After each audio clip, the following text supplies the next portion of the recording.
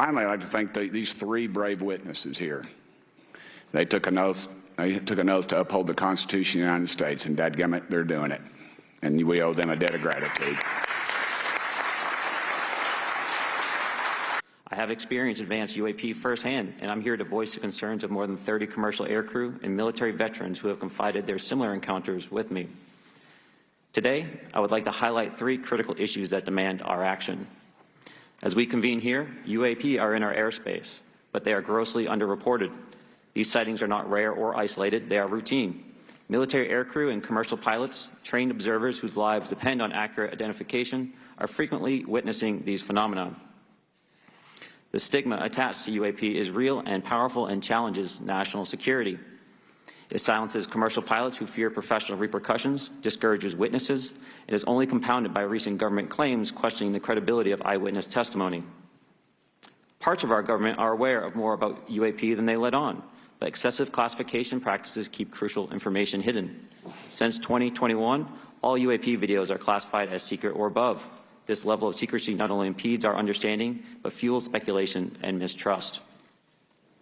In 2014, I was an F-18 Foxtrot pilot in the Navy Fighter Attack Squadron 11, the Red Rippers, and I was stationed at NAS Oceana in Virginia Beach.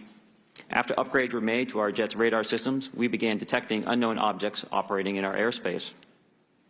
At first, we assumed they were radar errors, but soon we began to correlate the radar tracks with multiple onboard sensors, including infrared systems, eventually through visual ID. During a training mission in Warning Area Whiskey 72, 10 miles off the coast of Virginia Beach, two F-18 Super Hornets were split by a UAP. The object, described as a dark gray or a black cube inside of a clear sphere, came within 50 feet of the lead aircraft and was estimated to be 5 to 15 feet in diameter. The mission commander terminated the flight immediately and returned to base. Our squadron submitted a safety report, but there was no official acknowledgement of the incident and no further mechanism to report the sightings. Soon, these encounters became so frequent that aircrew would discuss the risk of UAP as part of their regular pre-flight briefs. The majority of witnesses are commercial pilots at major airlines. Often, they are veterans with decades of flying experience.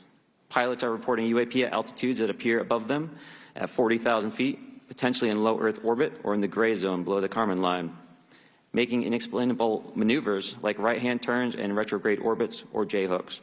If everyone could see the sensor and video data I witnessed, our national conversation would change. I urge us to put aside stigma and address the security and safety issue this topic represents. If UAP are foreign drones, it is an urgent national security problem. If it is something else, it is an issue for science. I was informed in the course of my official duties of a multi-decade UAP crash retrieval and reverse engineering program, to which I was denied access to those additional read-ons when I requested it. I made the decision, based on the data I collected, to report this information to my superiors and multiple inspectors general, and in effect becoming a whistleblower. As you know, I've suffered retaliation for my decision, but I am hopeful that my actions will ultimately lead to a positive outcome of increased transparency. The controller told us that these objects had been observed for over 2 weeks, coming down from over 80,000 feet, rapidly descending to 20,000 feet, hanging out for hours, and then going straight back up. For those who don't realize, above 80,000 feet is space. We arrived at the location at approximately 20,000 feet, and the controller called merge plot, which means that our radar blip was now in the same resolution cell as the contact. As we looked around, we noticed that we saw some whitewater off our right side. It's important to note that the weather on this day was as close to perfect as you could ask for off the coast of San Diego. Clear skies, light winds, calm seas, no whitecaps from waves. So the whitewater stood out in a large blue ocean. All four of us, because we were in F-18Fs, so we had pilots and Wizzo in the back seat, looked down a small, saw a white tic-tac object with a longitudinal axis pointing north-south and moving very abruptly over the water like a ping-pong ball. There were no rotors, no rotor wash, or any sign of visible control surfaces like wings. As we started clockwise towards the object, my Wizzo and I decided to go down and take a closer look with the other aircraft staying in high cover to observe both us and the tic-tac. We proceeded around the circle about 90 degrees from the start of our descent, and the object suddenly shifted its longitudinal axis, aligned it with my aircraft, and began to climb. We continued down another 270 degrees, nose low, where the tic-tac, or we continued 270 degrees to to where, and we went nose low to where the Tic Tac would have been. Our altitude at this point was about 15,000 feet, and the Tic Tac was about 12,000. As we pulled nose onto the object, within about a half mile of it, it rapidly accelerated in front of us and disappeared. Our wingmen, roughly 8,000 feet above us, lost contact also. We immediately turned back to see where the whitewater was at, and it was gone also. So as we started to turn back towards the east, the controller came up and said, "Sir, you're not going to believe this, but that thing is at your cap point, roughly 60 miles away in less than a minute. You can calculate the speed." We returned to Nimitz. We were taking off our gear. We were talking to one of my crews that was getting ready to launch. We mentioned it to them, and they went out and luckily got the video that you see, that 90-second video. What you don't see is the radar tape that was never released, and we don't know where it's at, of the active jamming that the object put on an APG-73 radar. Where's the video? It's that one, remember, where it's like it's turning and then it goes boom, and they don't know what it is. The black and white one, the one that we saw the last time. Last time? Let me see. The one that was released. Yeah. Tic Tac UFO. Oh, the So one that it's looks like like, the- yeah, the one that looks that like one. any other artifact. Yeah, where they're like On the looking at it camera, and then it yeah. rotates and then it goes and then it's out. So that's the Tic Tac one. So that's pretty crazy. I'm not gonna lie, I'm still not convinced. I mean, I You don't. ever been going down the freeway at 100 miles an hour? Yeah, but Do you know how many things end up looking like that? Like when there's no other cars on the Well, freeway. but remember, you get artifacts like that. They're going now. Look at this. Hold on. they're going like Mach. They're going whatever, Mach right? 30 billion, 10 times the speed of light. Whatever the fuck bullshit the Exactly. F-15s are going. Mm-hmm. F-18. Human eye F-18s. Get it right. It's F-18. F-18s. 30 billion light speed per hour. That's fine. That's but fine, get, that's but fine, get that's the fine. F-18 right. The F-18s. The F-18s going 30 billion miles an hour. Exactly. And you're gonna tell me that they're, that they're not gonna see artifacts? You mean that the pressure, the G forces that are enacting on their body and they're pushing their eyeballs, liquefying them to the back of their brain, Correct. is gonna like perfectly encapsulate like if they're standing normally? Yes, because Nah. they have. It's not just them as the pilots. They also have like the spotter, right? Yeah. And the spotter, their whole job is that spotting. They're keeping eyes on like enemy bogeys and stuff like that. So like if they're actually dogfighting and stuff like that, yeah, they'll see the other fighters, right? Yeah. Their whole point of the job is to do that. They're also trained in G-force so that they're not just like, oh, I'm like a normal person passing out, Yeah, They yeah, train yeah. their body to that. They're like the Navy doesn't fuck around with their fighter pilots because they're some of like the best of the best. Yeah. These It are costs very like what? $700,000 to train a pilot up to like capable of taking flight. It's like billions of person. dollars that they put No, into per them though. person. In Yeah, total. yeah, yeah, In yeah, total. in total. Including the flight, the fucking The birds, airplane, everything. Yeah. Dude. Well, the airplane massively increases the price because the F-18s are expensive. And remember, there's also like no. See, I already forgot my fucking point. Point is, they are some of the smartest people to be up there as well. You can't be a fucking crayon eater and go up and to be a Navy fighter in the Air Force. You're Like just that- on drugs. It's the Army. You're on uppers all the time. It's the Army, the Navy, and then the Air Force. So it's like, I know what you mean, but like I don't know. Still, it's not enough proof for me. It's not enough proof for Alright. me. Just them, like, because the spotter, yeah, sure, but that pressure, those G-forces are still there, despite you being trained. You're still gonna see stuff. Not to mention that their job is basically to be professional things that humans are already trained to be. What do we always say about like how before, if you see a tiger in the in like foliage, you better react as if it is a tiger, whether it is or not, because if it's not, well, then you don't lose out on anything. If you it do see the is- tiger, you're dead. Yeah. So when you're up there, they're just professional versions of that. If they see something and it's nothing happens. If they do see something, or if they think they see something and they don't say anything, nothing, and it is something there, well, then they're fucked. That's billions of dollars lost. That's their lives on the line. well, Like their spotters are professional versions of just that type of thing that humans are already trained to do. well, let me show you this, and then you'll let me know your thoughts. All right. Thank you, Mr. Chairman, and good morning to our witnesses who are testifying. Thank you, Mr. Chairman, and good morning to our witnesses who are testifying today. I want to thank each of you for being here to discuss a topic of grave importance to our national security. Earlier this year, a Chinese spy balloon was shot down off the coast of my home state of South Carolina. Since the Roswell incident in 1947, many Americans have wondered about the dangers of unknown objects crisscrossing our skies. Whether these are UAPs or weather phenomena, advanced technology from American, allied, or enemy forces, or something more out of this world. So my first question, I have several questions, and if we can just be quick on these first two, I'm going to ask each of you the same question, and then I'll get to each of you individually. The first one, when you reported your experiences with a UAP, did any of you face any repercussions with your superiors, yes or no? No. No. I've actually never seen anything personally, believe it or not. So. All right. And then do you believe there's an active disinformation campaign within our government to deny existence of UAPs, yes or no? I don't have an answer to that. As previously stated publicly, yes. I think previously with like Project Blue Book, yes, but currently I don't speak for the United States government. Okay, thank you.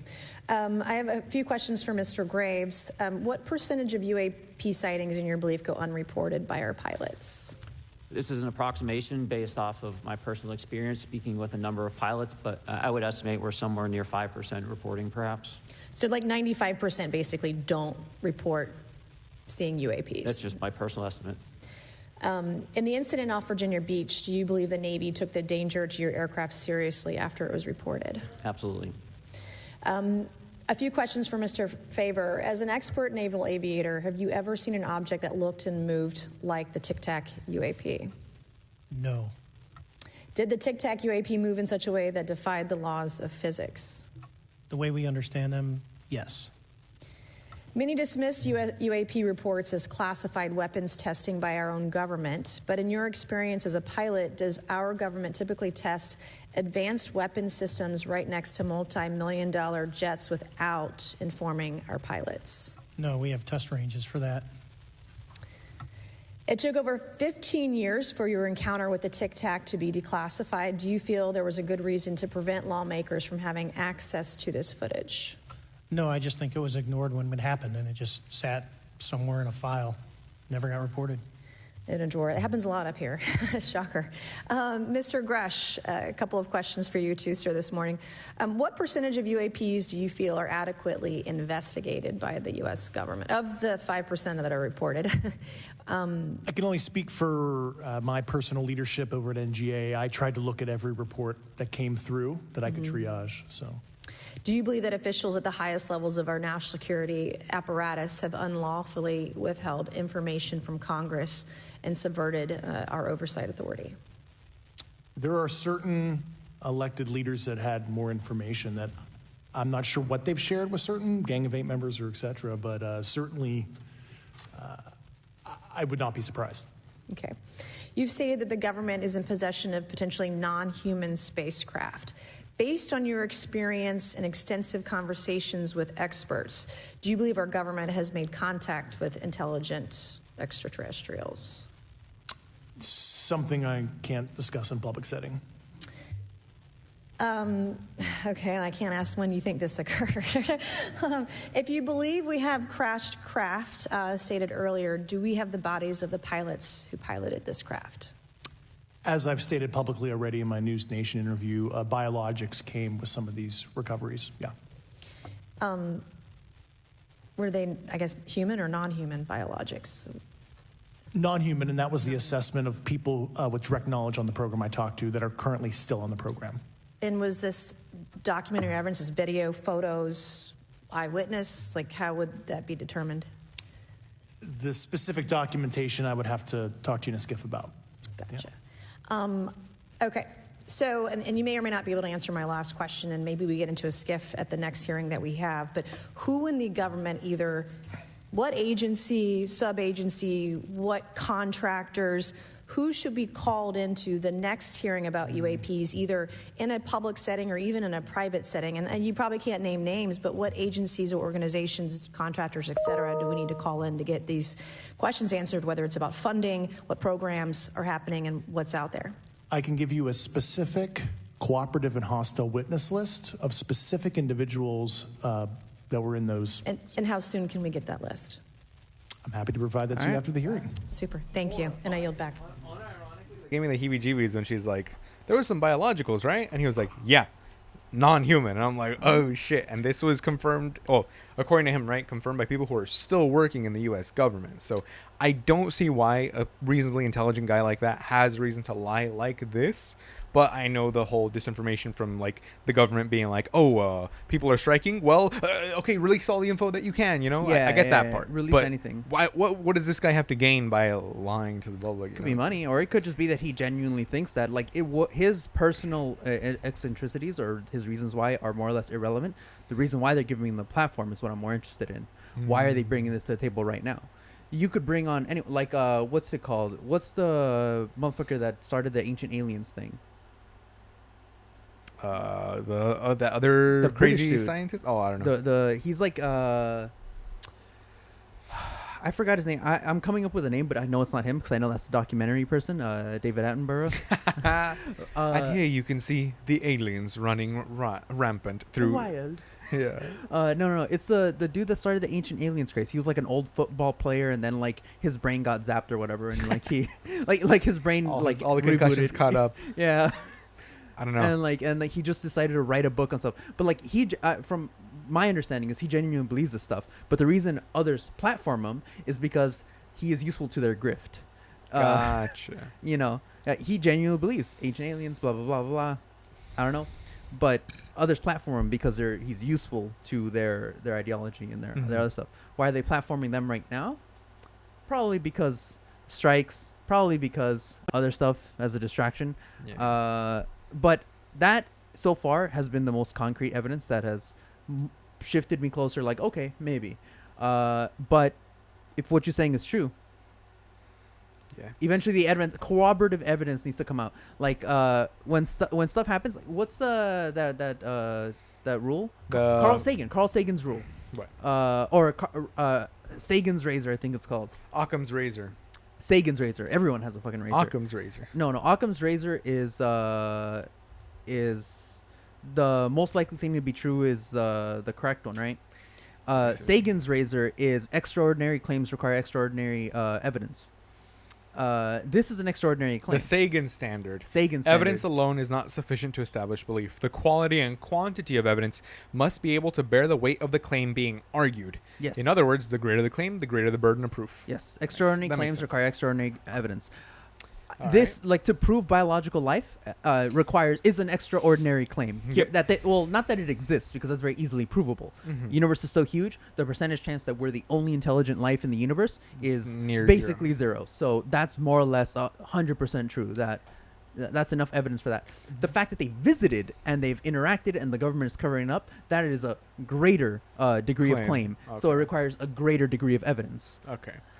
That makes sense. See, the other one I was thinking of was the filter. The theory of the filter, that there's already we're like the last bit of life in the universe, and all the other universe and the universe is so vast that all the other life has already died trying to get and communicate with other things. But I mean, Wait, I isn't don't it think- that there's some sort of barrier that prevents life after so long? something That's like that. Yeah, because universe is too big. Yeah, Universe universe too too big. big, That's it. basically. Yeah. That's The it. civilizations and life forms will die off before they ever can interact with each other. Exactly. That's Yeah, like yeah, a yeah. European trying to be like, today we're gonna go down to Universal Studios Hollywood, and then in the afternoon we're going down to Texas for some barbecue. Like, Yes. Yeah, Okay. basically. Yeah. I know what you're talking about. Yeah. The Fermi paradox. That's what it's Fermi called. paradox. Fermi paradox. Yeah. Yes. That one. But yeah. Like okay, this is the one that last one is like, okay, maybe he's true. I got to see some supporting evidence. Some real proof. Yeah. Real proof. Like usually I like automatic dismissal. Like, guys, come on. Yeah. But I mean, Fred, anything. I This don't is know. the closest where I'm like, yeah, okay, this gave me okay, some fucking okay, a tingle maybe, in my maybe, spine. dude. maybe. Like maybe. I as he was saying, she said the biological thing. I was like, and then he was like, yes, and I was like, like no hesitation, no nothing. my monkey brain went hide. Run, tiger. And unironically, I had a dream about aliens last night too. Oh shit. And, Yeah. Unrelated. Unrelated. Like, it wasn't Yeah. like an abduction dream or anything like that. But no, I just dreamed I was like, I don't know, it's like fighting them off or something. But every time I swung the stick, they would like disappear and then reappear. But Yeah. maybe that was me in a past life. See? But how do I prove this? Brain psych. Brain psych. Brain smart me am. Exactly. Yeah, no. But yeah. So like, Point this is the is- close thing. If he can come up with more evidence, I'm leaning towards believing in him. And he even said, she's like, do you have anyone who can help list? us? And he Yeah, was yeah. like, I can name people that are into this and people that are actively hostile against Yes, us. yes. And I was like, oh shit. So like, let's okay, see. he has a chance. He bought his This- chance, basically. Yep, At least with yep. me personally, the most important person that I know. Correct.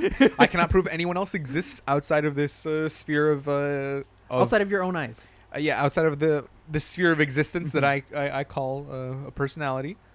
So, So, you know, technically, everyone else is invalid. and I can't I'm even prove that living in the exists. Matrix. I could just not be real. You know. Life started last Wednesday. You Yeah, cannot prove cannot otherwise. prove otherwise. Sorry, guys. Yeah. So no. Walter, wake up. He bought his chance with me. If more evidence comes out corroborating his statements, like maybe I don't know, stuff. I'm pretty much believing that that the government has come in contact with aliens and may have alien pilots, deceased or not. Deceased but or not. Yeah. Well, I'm like, if the evidence there. comes out to it, all right. You know, fair hand. There's also that, not theory, but there's also I guess in storytelling they go, these races, they get so advanced that they start relying on technology so much that they're unable to like do anything themselves, as in like what if we capture one of the pilots, but because they don't have any technology now they're helpless, like, you get me, like a child. Well, the thing is that basically. like if they're smart enough to maintain the technological equipment necessary to traverse galaxies, they're smart enough to know that they're weak enough that they shouldn't be sending drones with pilots. Like even now we have drones that we unmanned drones. Obama knows this very well. We have unmanned drones that can go in and murder a bunch of Middle Eastern children for a couple of oil fields. And hospitals. Don't forget. So, these races, if they're able to traverse galaxies, they should be smart enough to know we're too weak to personally go down. Okay. Because if they're weak enough that they can't do anything without technology, how do you think just living under Earth's atmosphere will affect them coming down from That's space? true. Space is zero gravity. Pilots that we send up struggle with like increased like risks of cancer and like all this other stuff that is detrimental. Muscle atrophy, the Yeah. bones stretching out, all this stuff. Like if them coming down to the surface of the world, while not as extreme, would probably, especially if they're very very weak already, like they're helpless without technology, like let's just say it didn't fare well for the submarine billionaires that went down into the ocean. That's a change in pressure differential that's gonna Well, presumably they would probably they would have, let's say, right, assuming they're scanning the Earth, they see that it's habitable, they see other things living there. So that the reason they're coming down is because they think it's safe enough for them to then either exist or, I don't want to say cohabitate, but I'm saying just be there out and about as they're either observing us or whatever is. I was gonna say, but then doing. what can they physically do with their presence that they wouldn't be able to send a drone to do? That's like my for thing themselves. now. See it for themselves. Be the billionaires. Be the see it for billionaires, see it for themselves. themselves. Yeah, that's true. It's just a bunch of rich pricks coming down and see us. Wait. Hey, Earth isn't just a fucking zoo. Fuck you guys. And then, So it's all like all those TV shows where it's like any aliens we find are just like aliens on spring break. tourists. Just Sure, tourists. fucking tourists. Goddamn fucking tourists. yeah, I know. And they're like, God, oh, we met that guy. And we're like, No, like he bought his chance with me basically. Like this is the closest I've come to Okay. believing something all right. like this. I'm pretty much there. 'cause, I'm, like, I'm edging, but I'm pretty much You're there. edging. It keeps edging you and edging. He shows me, I'm going to come. It's because like 90% of the stuff I find, like even like the classic like alien things, like Roswell and stuff. Roswell, all of that is bullshit. Like all of that, like there's enough evidence against it that it's like there's no reason to believe It was There- like there's it was a balloon, weather balloon, blah blah. yeah, thing. yeah. There's enough evidence where it's like it would be like trying to convince me the moon landing didn't happen. Like Yeah, hear that? If you guys are still denying the moon landing, yeah, exactly. Like read a book. like the classic one of the most famous ones is like about this interracial couple who supposedly got abducted by aliens. And like none of their stories match up. Yeah, none of it, they'd like, ask them questions. They would change details. All this bullshit. Yeah, it's all that bullshit. Like, and like, But then, okay, so but what about those encounters where it's like an entire city in Arizona, they saw it, 200 people came in and they told basically the exact same story.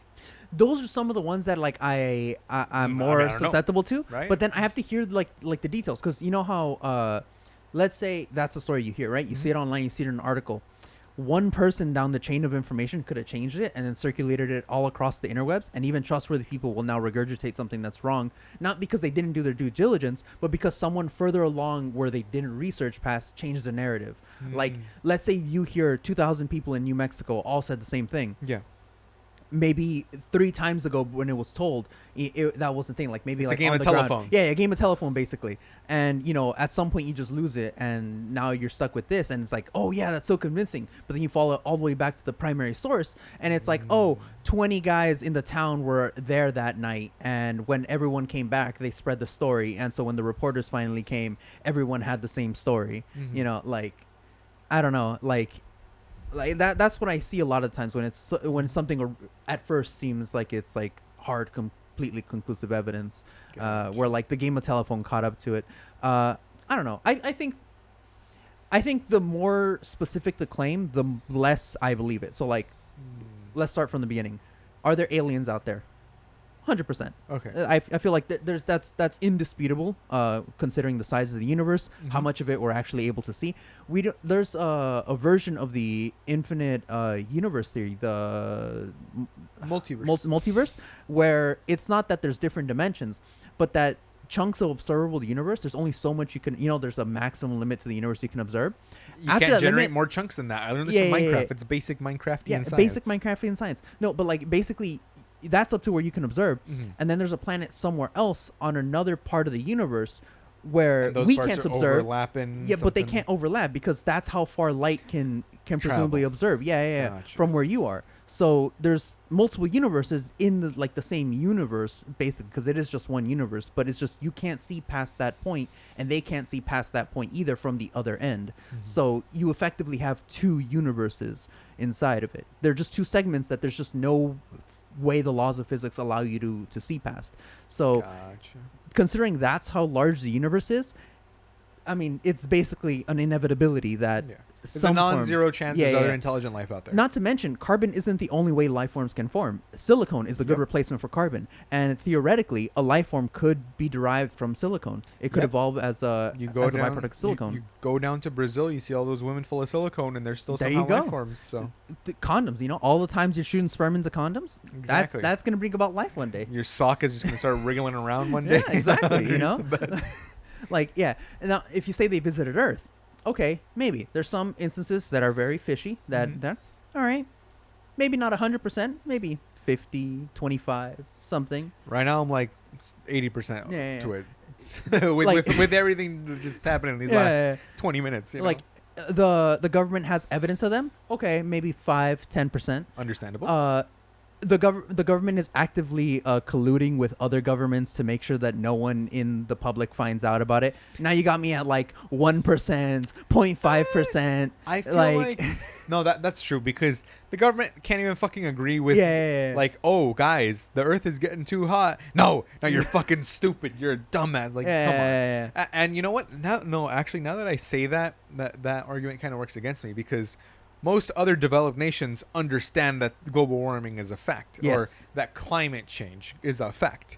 But then you have senators here in the U.S. that go, oh, actually, I have a snowball here, and how do you global warming? Explain this, Yeah, liberals. yeah. And Liberals. everyone's like, yeah, you know. And that's all show. Like, there's this one senator on TikTok where he's basically like, yeah, the people that I'm talking about right now, but a lot of them that are loud and very like blah blah blah. Not only are they minority, but they don't act like that behind closed doors. They're very reasonable people who make their intentions very clear to us, so that we know where what they want to achieve with their policy and what they're doing outside of the thing. And Like, then you see I them just go want on. my oil bucks. I want my oil bucks. Yeah, exactly. Like one of the famous examples of this, Marjorie Taylor Greene, when she put up Hunter Biden's cock on.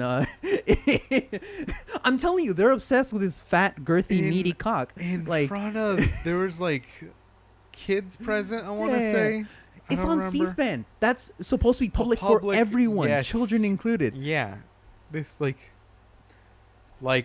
the Just- fact that they can't clap back at her, where they were like, "Oh, Marjorie Taylor Greene tweeted out this racist thing," and they're like, "Decorum," and like, you just showed a picture of Hunter Biden's Cock. penis the other day, like.